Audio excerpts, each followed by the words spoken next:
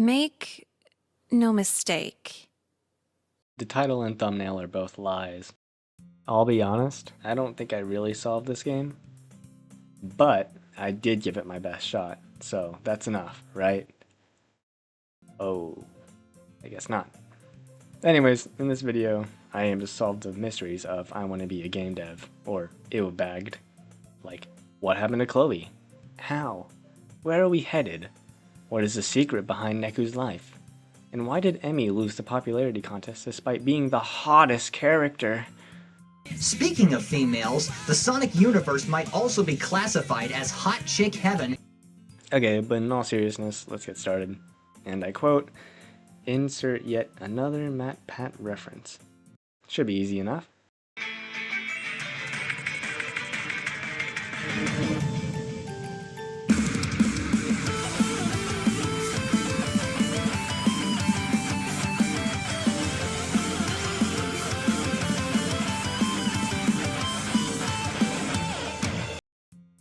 So if you want a recap of the game, you're going to need to watch my previous video.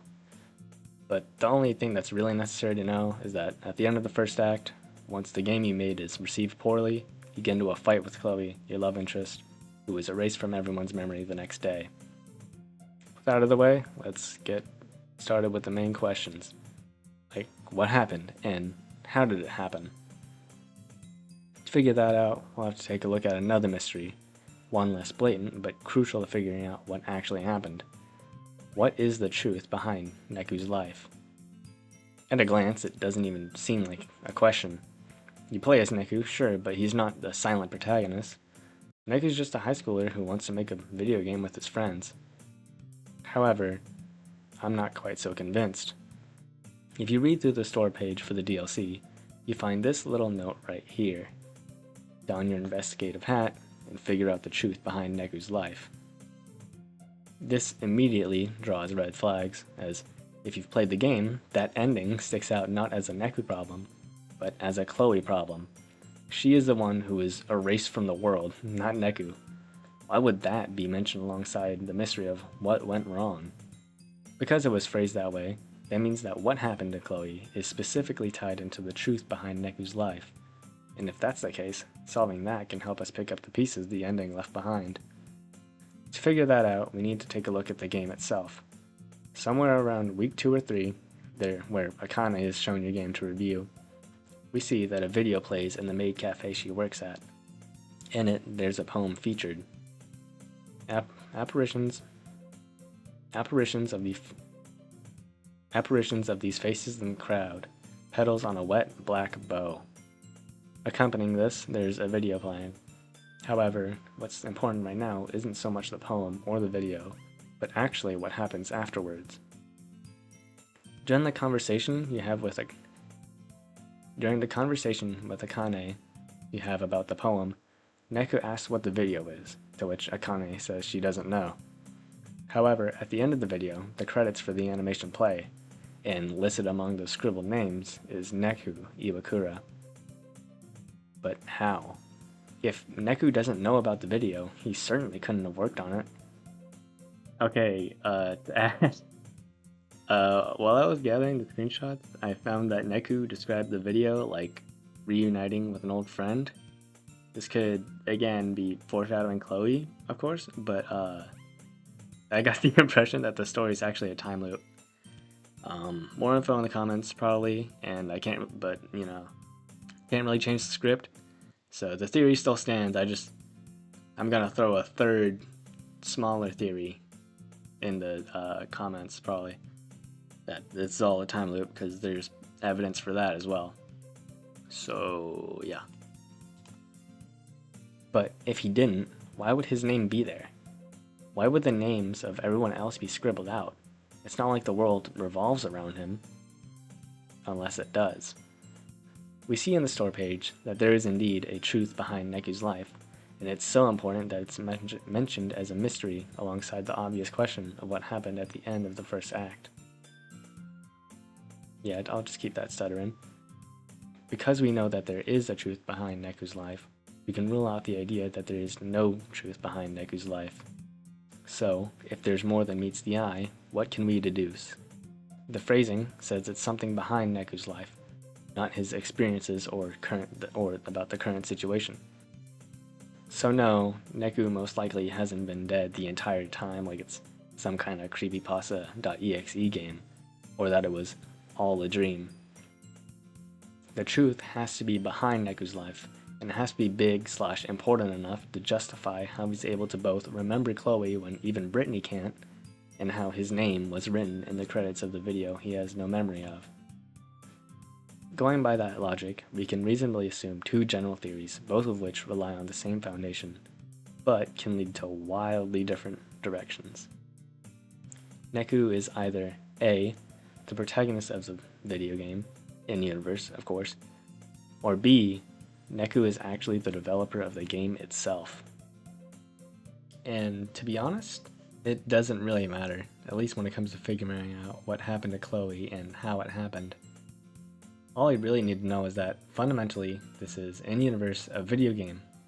Whether Neku is trapped inside as the developer or simply the unknowing protagonist, both options speak to the world around him. And knowing that the secret behind Neku's life, as well as the world around him, is that it's at least in some way related to being inside of a video game, we can use that to figure out what happened and how. To start with the what, there's a few things we can help narrow down. 1, it's inside of a video game, and 2, the supernatural isn't impossible. Of course, since Chloe's name was wiped from literally everyone's memory except for Neku, this makes sense that it's not entirely normal. Since it's inside of a video game, as well as supernatural, at least in-universe, then we can assume that it was the forces behind the game who were at play. Not the actual devs, of course, but I will call it the system, like it's some kind of manhwa or something. Then, was it a glitch? That is what my first theory suggested, after all. However, now that I've learned a bit more, I doubt that explanation more and more. In the anniversary live streams, we learned that the DLC is a mystery where you have to confront your friends, and basically everyone inside the town supposedly, about what they know. Logically speaking, if it is the result of a glitch, as in the complete work of the system, then that just doesn't make sense. For example, what would, say, Amelia know?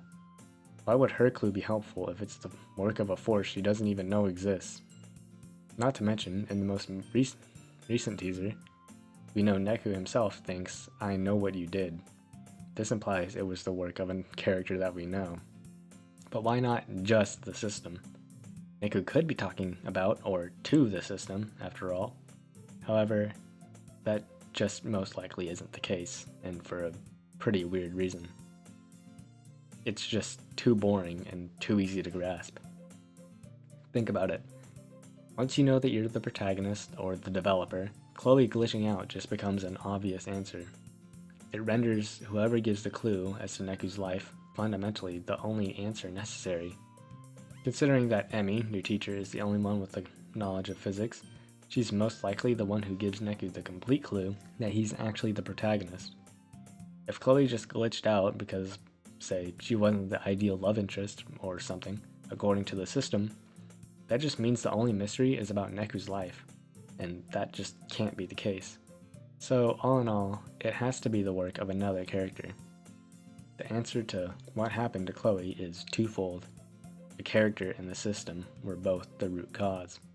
As for who that character is, I'd say it's actually Britney, the phone guy. I can actually make that joke without having to immediately retract it, because we get a teaser of a phone going off inside Chloe, now Britney's, room. So yes, Britney is the phone guy, who in turn is also the purple girl. We can single out Britney as the main culprit simply because, she got changed much more than anyone else. As far as we can see, at least. In this new universe of sorts, she's the only one who's changed significantly, becoming a diet yandere for Neku, saying that they're in some kind of relationship. But then, why? How? Britney doesn't really have a motive, and if she was going to erase anyone from the world, you'd think she'd rather remove Neku than Chloe, simply because her story is tied into how Neku sort of stole her place in Chloe's heart. Not to mention, how? To that, here's the answer I have for you.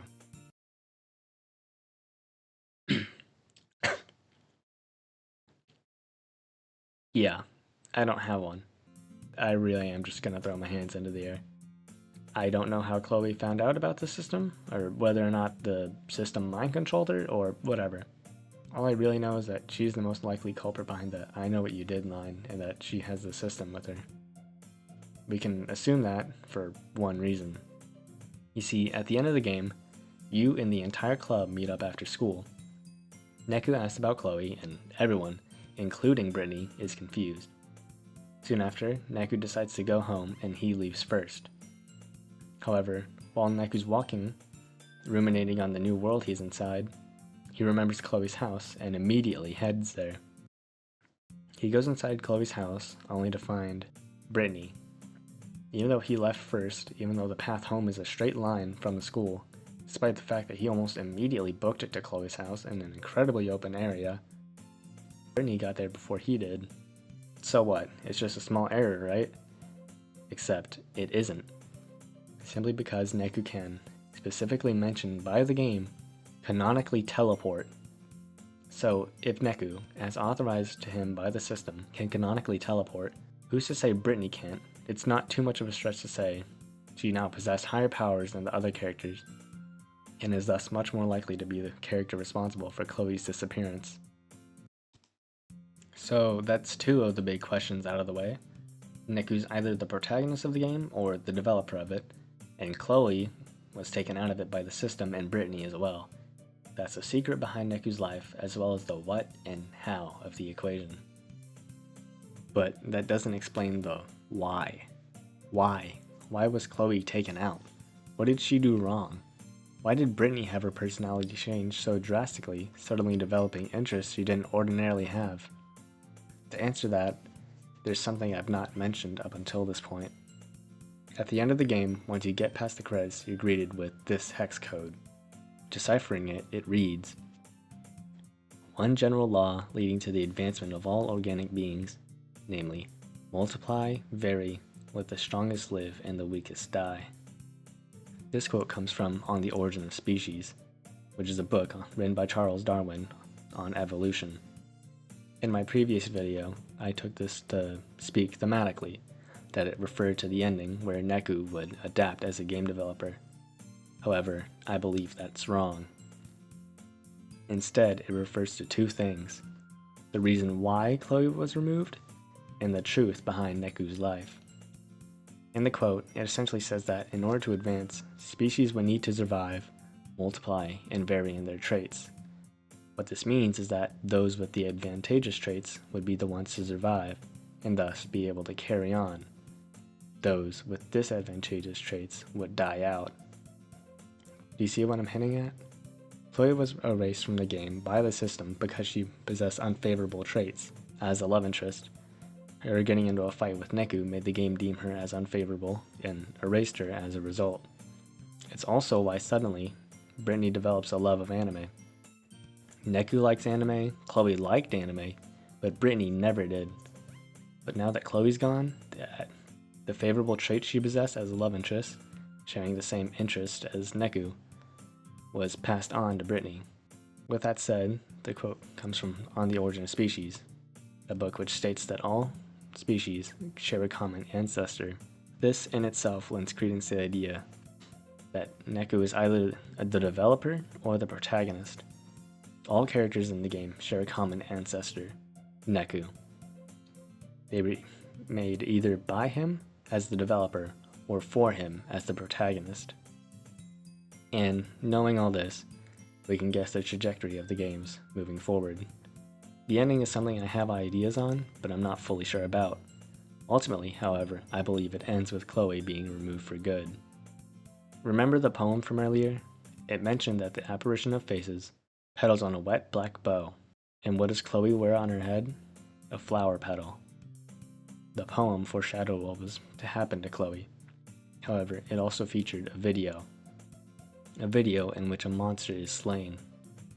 It receives a first attack, comes back stronger before being finished off for good. If Chloe really is the petal from the poem, or in other words, the monster in the video, then she'll likely end up dying.